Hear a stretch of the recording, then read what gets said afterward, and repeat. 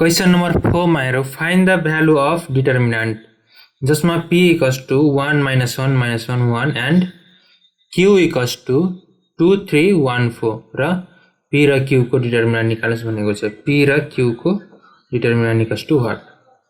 p र q को determinant निकाल्नु भन्दा अगाडि हामी p q को मान निकाल्छौं। p के रहेको छ 1 - 1 - 1 1 छ।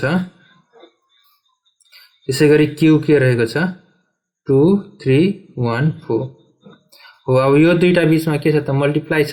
अब मल्टिप्लाई कसरी निकाल्ने भन्दा के गर्छ भन्दाखेरि यसको रोलाई र यसको कोलमलाई हामी एड गर्छौं। त्यसैगरी यसको रोलाई फेरि यसको कोलमलाई, यसको रोलाई यसको कोलम, यसको रो र यसको कोलम हामी यहाँ हेरौं 1 into 2 गर्छौं। 1 into 2 plus -1 into 1 गर्छौं। -1 into 1 त्यसैगरी अब यसको पालो आयो 1 into 3 गर्छौं। 1 into 3 plus -1 into 4 गर्छौं 4। त्यसैगरी फेरि यसको पालो आयो अब -1 into 2 गर्छौं।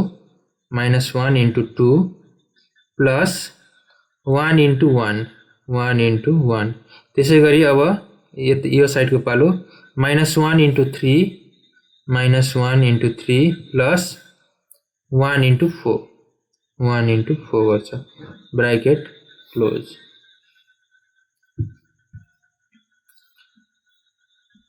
त्यसैगरी अब कति हुने भयो त 2 plus नभएर 2 minus 1 माइनस छ नि त माइनस प्लस -1 त्यसैगरी यसमा चाहिँ -2 plus 1 हुने भयो। त्यसैगरी यसमा 3 minus 4 3 minus 4 त्यसैगरी यहाँ -3 plus 4 हुने भयो।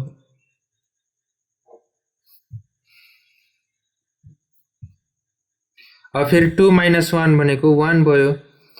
3 minus 4 भनेको -1 भयो।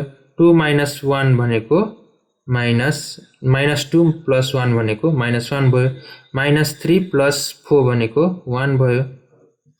भनेपछि pq इक्वल्स टु कति निस्कियो त pq इक्वल्स टु 1 - 1 - 1 1।